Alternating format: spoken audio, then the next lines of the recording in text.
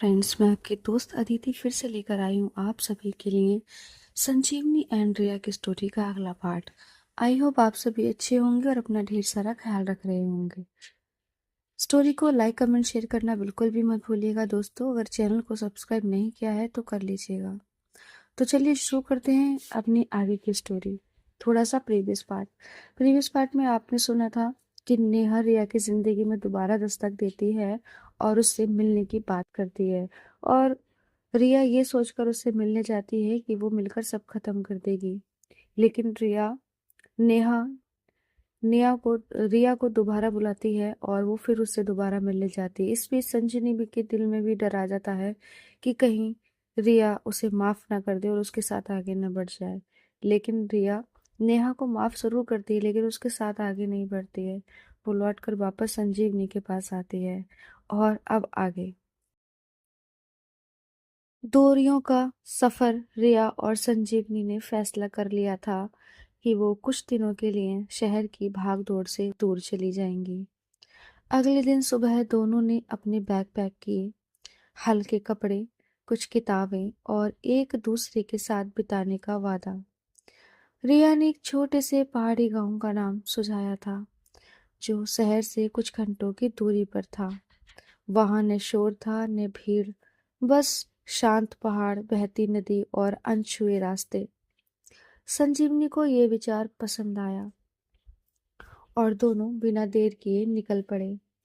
रास्ते का सुनसान असर। कार में रिया फिर से ड्राइव कर रही थी और संजीवनी ने एक प्लेलिस्ट तैयार की थी। हल्के हल्के गाने बज रहे थे और खिड़की से आती ठंडी हवा उनके चेहरे को छू रही थी। रास्ते में पेड़ों की छांव और दूर तक फैले खेत एक नया सौंदर्य बिखेर रहे थे।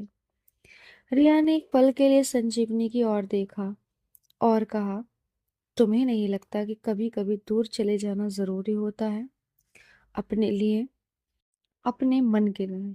संजीवनी ने उसकी बात पर सिर हिलाया और हाँ, और शायद इसलिए भी कि कुछ दूरियां हमें करीब लाती हैं। रिया ने हल्के से मुस्कुराते हुए कहा, तुम हमेशा ऐसी बातें कहती हो जो मेरे मन को छू जाती हैं। संजीवनी ने उसकी ओर देखा और हंसते हुए कहा, क्योंकि मैं तुम्हें समझती हूँ रिया। शायद तुम जितना खुद को समझती हो, उससे ज्यादा। रिया की आंखों में एक चमक आ गई और उसने स्टीयरिंग पर हाथ कस लिया। रास्ता अब पहाड़ी की ओर चला था और हवा में एक ताजगी थी जो उनके मन को हल्का कर रही थी। गांव की शांति। दोपहर तक दोनों उस छोटे से गांव में पहुंच गए। वहां एक पुराना सा गेस्ट हाउस था, लकड़ी का बना, जिसकी छत पर लाल टाइल्स थी। गेस्ट हाउस के मालिक, एक बुजुर्ग दंपति, ने उनका गर्मजोशी से स्वागत किया। रिया और संजीवनी ने अपना सामान कमरे में रखा और बाहर निकल आए। सामने एक छोटी सी नदी बह रही थी और उसके किनारे बिछी घास पर दोनों बैठ गए। रिया ने अपने शूज उतारे और पैर पानी में डाल दिए। ठंडा पानी उसकी त्वचा को छू रहा था और वो एक बच्चे की तरह हंस पड़ी। संजीवनी ने उसे देखा और कहा, तुम्हें ऐसे हंसते हुए देखकर लगता है कि तुम सच में खुश हो। रिया ने पानी में हल्का सा छींटा मारा और कहा, हाँ, और ये खुशी तुम्हारे साथ है, खास हो सच खास हो जाती है। संजीव ने भी अपने शूज उतारे और रिया के पास बैठ गई। दोनों के पैर पानी में थे और उनके बीच की खामोशी अब एक गहरा एहसास बन चुकी थी। रिया ने अचानक कहा, संजीवनी, क्या तुम्हें कभी ऐसा लगा कि हमारा रिश्ता एक सपने जैसा है, इतना खूबसूरत कि डर लगता है कहीं टूट न जाए? संजीवनी ने उसकी ओर देखा और धीरे से कहा, सपने टूटते हैं रिया, लेकिन जो हमने बनाया है वो हकीकत है, और हकीकत को टूटने से बचाने के लिए हम दोनों हैं। रिया की आंखों में एक नमी सी छा गई।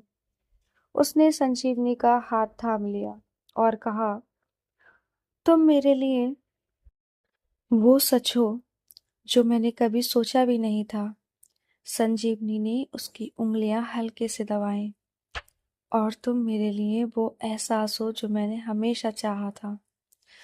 शाम का आलम शाम ढलते ही गांव में एक अलग सा जादू छा गया। आसमान नारंगी और गुलाबी रंगों से भर गया था और दूर से आती चिड़ियों की आवाजें हवा में घुल रही थी। रिया और संजीवनी एक छोटी सी पहाड़ी पर चढ़ गए जहां से पूरा गांव दिख रहा था। वहां एक पुराना सा पेड़ था जिसके नीचे दोनों बैठ गईं। रिया ने अपनी जेब से एक छोटा सा डायरी निकाला और संजीवनी की तरफ बढ़ाया। ये मेरी पुरानी डायरी है। इसमें मेरे वो दिन लिखे हैं जब मैं अकेली थी, टूटी हुई थी। लेकिन अब मैं चाहती हूँ कि इसमें कुछ नया लिखूं, तुम्हारे साथ। संजीवनी ने डायरी को हाथ में लिया और उसकी तरफ देखा। क्या लिखना चाहती हो? रिया ने एक पल सोचा, फिर कहा, शायद ये कि मैंने आखिरकार अपने डर को पीछे छोड़ दिया और तुम्हारे साथ एक नई जिंदगी शुरू की। संजीवनी की आंखों में एक चमक थी। उसने डायरी खोली और एक पेन निकालकर रिया को थमा दिया। तो लिख दो, ये पल हमारा है। रिया ने हल्के से मुस्कुराते हुए लिखना शुरू किया।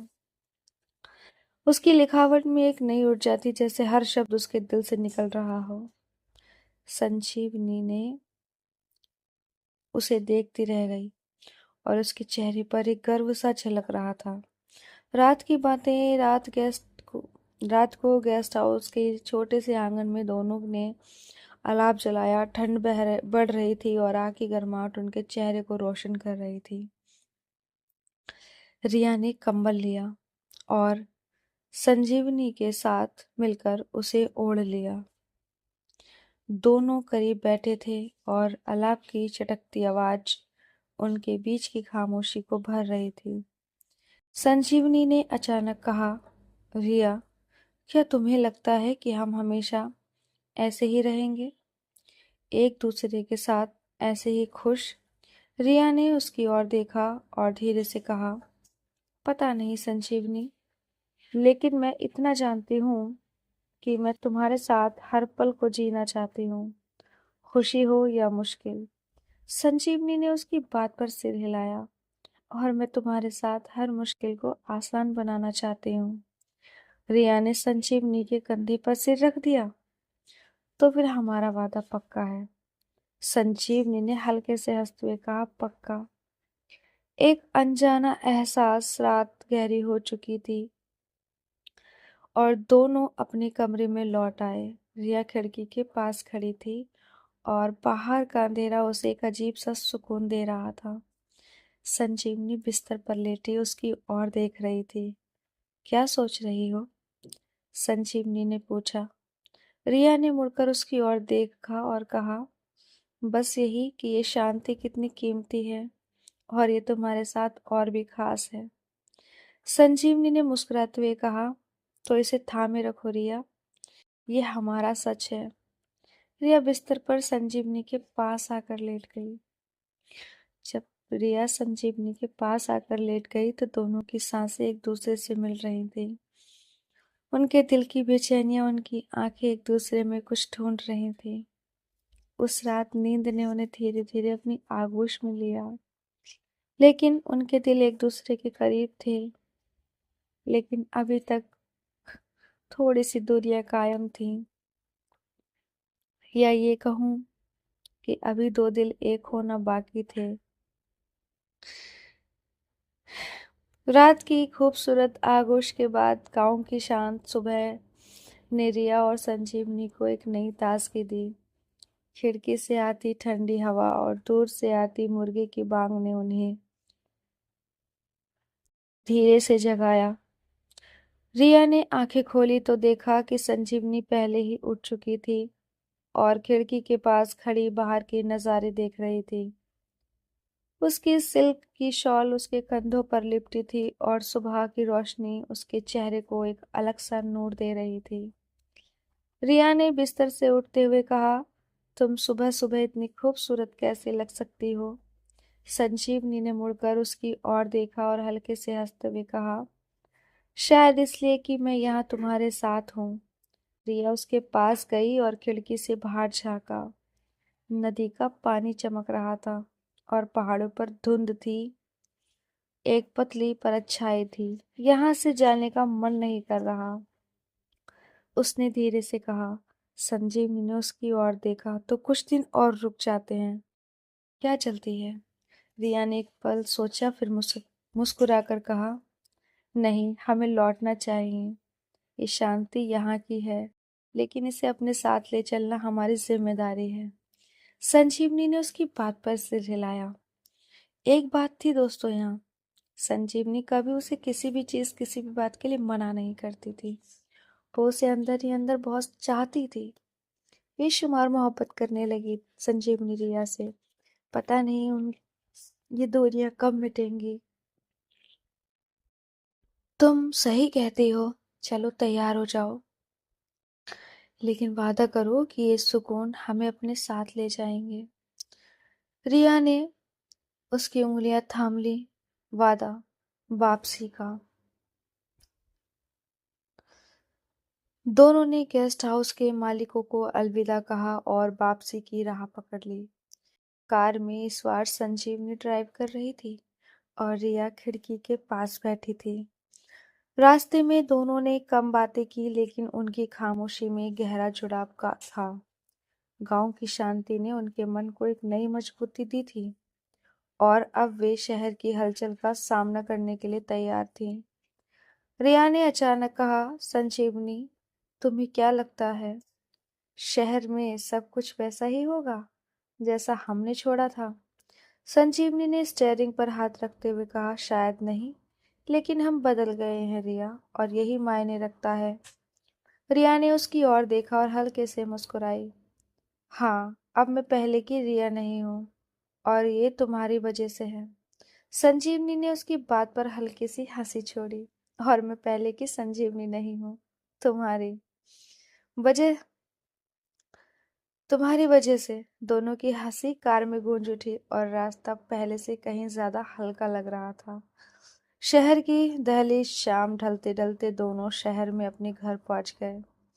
घर की पुरानी खुशबू और दीवारों पर टंगी तस्वीरें उन्हें एक परिचित एहसास दे रही थी। रिया ने बैग नीचे रखा और सोफे पर बैठ गई। संजीवनी ने किचन में जाकर पानी गर्म किया और 2 कप चाय बनाकर लाई। रिया ने चाय का कप थामते हुए कहा, यहाँ लौटकर अजीब सा लग रहा है, जैसे सब वैसा ही है, लेकिन हम बदल गए हैं।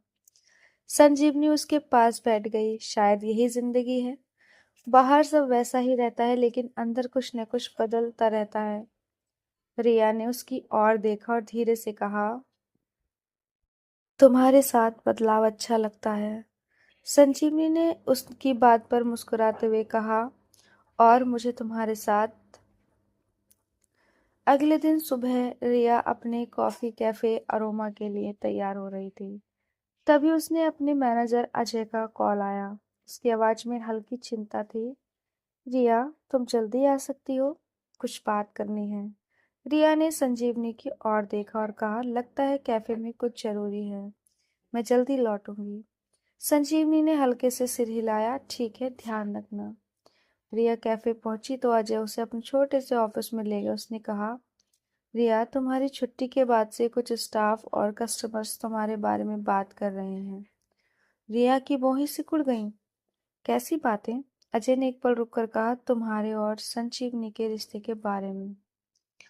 कोई बड़ी शिकायत नहीं है, लेकिन कुछ लोग इसे लेकर असहज हैं। मैं तुम्हें बस बताना चाहता था। रिया का चेहरा सख्त हो गया, लेकिन उसने शांत स्वर में कहा, अजय, ये मेरी निजी जिंदगी है। अगर किसी को इससे दिक्कत है तो वह यहाँ न आए। मेरा कैफे मेरी शर्तों पर चलेगा। अजय ने हल्के से सिर हिलाया। मैं तुम्हारे साथ हूँ रिया, बस सोचा तुम्हें पता होना चाहिए। रिया ने एक गहरी सांस ली और कहा, शुक्रिया, मैं अब अपनी सच्चाई से भागने वाली नहीं हूँ। संजीवनी का सहारा। शाम को घर लौटते वक्त रिया का मन भारी था। कैफे की बातें उसके दिमाग में घूम रही थी, लेकिन वो जानती थी कि उसे संजीवनी से बात साझा करनी होगी। घर पहुंचते ही उसने संजीवनी को सब कुछ बताया। जो अपनी वकालत के कुछ कागजात पढ़ रही थी। संजीवनी ने अपने चश्मे को उतारा और उसकी बात पर ध्यान से सुनी। फिर धीरे से कहा, रिया, मुझे अंदाजा था कि ऐसा कुछ होगा। लोग हमेशा कुछ न कुछ कहते हैं, लेकिन तुमने जिस तरह जवाब दिया उस पर मुझे गर्व है। रिया ने उसकी ओर देखा। मुझे डर नहीं लगता कि लोग हमें जज करेंगे। संजीवनी ने उसका हाथ थाम लिया। डर तो लगता है, लेकिन मैं एक वकील हूँ रिया। मुझे सच का साथ देना आता है, और तुम्हारे साथ होने का सुकून उस डर से बड़ा है। हम साथ हैं, और यही हमारी ताकत है। रिया की आंखों में एक नमी सी छा गई। उसने संजीवनी के कंधे पर सिर रख दिया और धीरे से कहा, तुम मेरी ताकत हो संजीवनी। संजीवनी ने उसके सिर पर हल्के से हाथ फेरा। और तुम मेरी। रात का सुकून। उस रात दोनों छत पर बैठे थे। आसमान में चांद की हल्की रोशनी थी और हवा में एक ठंडक।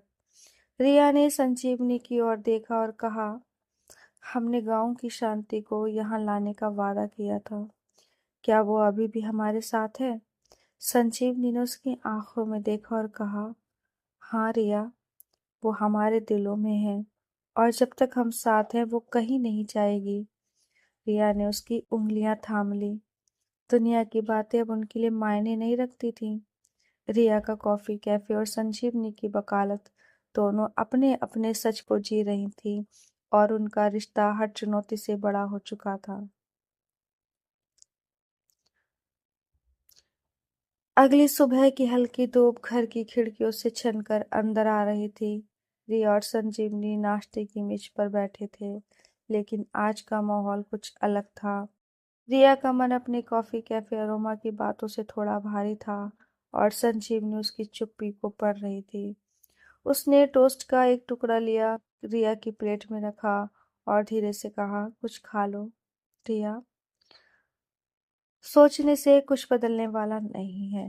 रिया ने उसकी ओर देखा और हल्के से मुस्कुराई। तुम हमेशा मेरी फिक्र करती हो ना? संजीवनी ने चाय का घूंट लेते हुए कहा, क्योंकि तुम मेरे लिए बहुत मायने रखती हो, और मुझे पता है कि तुम अभी भी कल की बातों में उलझी हुई हो। रिया ने एक गहरी सांस ली। हाँ, थोड़ा बहुत। अजय ने जो कहा वो मेरे दिमाग में घूम रहा है। लेकिन तुम सही कहती हो, सोचने से कुछ नहीं होगा। मुझे बस ये तय करना है कि मैं इसे कैसे हैंडल करूं। संजीवनी ने उसका हाथ थाम लिया। तुम्हें कुछ भी अकेले हैंडल करने की जरूरत नहीं है। हम साथ में हैं, याद है? रिया की आंखों में एक चमक आई। उसने संजीवनी की उंगलियां हल्के से दबाई और कहा, हाँ, और यही मेरी सबसे बड़ी ताकत है। रिया जब अरोमा कैफे पहुंची तो वहां का माहौल कुछ बदला बदला सा था। स्टाफ अपने काम में लगा था, लेकिन कुछ की नजरें उस पर टिक रही थी। कुछ नियमित कस्टमर्स जो हमेशा उससे हंसकर बात करते थे, आज चुपचाप अपनी कॉफी पी रहे थे। रिया ने अपने कंधे सीधे किए और काउंटर की ओर बढ़ गई। उसे पता था कि उसकी और संजीवनी की जिंदगी को लेकर बातें हो रही थी, लेकिन उसने ठान लिया था कि वो इन नजरों से प्रभावित नहीं होगी।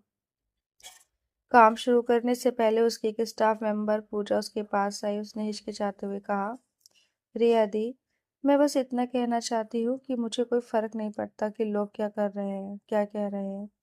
आप जैसी हैं हमारे लिए वही काफी है। रिया ने उसकी ओर देखा और एक हल्की मुस्कान दी। शुक्रिया पूजा, थैंक यू।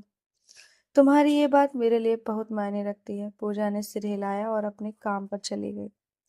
रिया के मन में एक सुकून सा आ गया। उसे एहसास हुआ कि हर कोई जज करने वाला नहीं था। कुछ लोग अभी भी उसे वैसे ही स्वीकार करते थे जैसे वो थी। दोपहर में एक नियमित कस्टमर, मिस्टर शर्मा, जो अक्सर अपनी पत्नी के साथ आते थे, आज अकेले आए। उन्होंने कॉफी ऑर्डर की, लेकिन रिया से नजरें नहीं मिलाई। रिया ने उनकी कॉफी सर्व की और धीरे से कहा, शर्मा जी, सब ठीक है ना? मिस्टर शर्मा ने एक पल रुककर कहा, हाँ रिया, बस कुछ बातें सुनी। समझ नहीं आया क्या सोचूं? रिया ने शांत स्वर में कहा, जो सुना वो मेरी सच्चाई है। अगर आपको मेरे कैफे में आने से दिक्कत है तो मैं मजबूर नहीं करूंगी। लेकिन यहाँ जो कॉफ़ी मिलती है वो वही है जो आपको हमेशा पसंद थी। मिस्टर शर्मा ने उसकी ओर देखा, फिर हल्के से मुस्कुराए। तुम सही कहती हो, कॉफ़ी तो वही है, बाकी मेरी समझ का मसला है। रिया ने सिर हिलाया और अपने काम में लग गई। उसे लगा कि शायद सच बोलने की कीमत चुकानी पड़ती है, लेकिन वो कीमत उसे अब भारी नहीं लग रही थी। संजीवनी का कल शाम को कैफे से निकलते वक्त रिया का फोन बजा। स्क्रीन पर संजीवनी का नाम चमक रहा था। उसने कॉल उठाया और दूसरी तरफ से संजीवनी की नर्म आवाज आई। कैसा रहा दिन?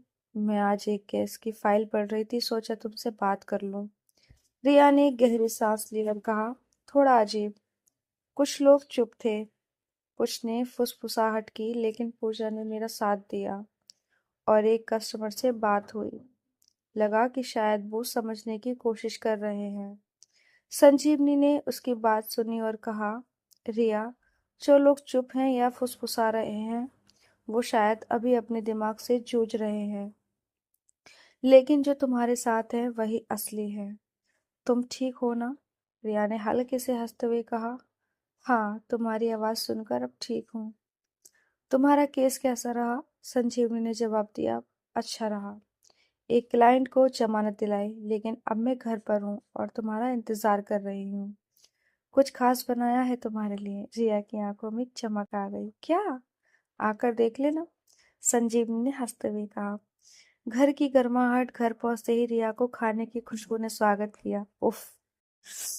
संजीवनी ने उसकी पसंदीदा पास्ता बनाया था और मेज पर 2 मोमबत्तियां जल रही थी। रिया ने बैग नीचे रखा और संजीवनी की ओर देखा। ये सब कब किया तुमने? संजीवनी ने हल्के से कंधे उचकाए। बस यूं ही सोचा कि तुम्हारा दिन थोड़ा मुश्किल रहा होगा तो इसे थोड़ा खास बना दो।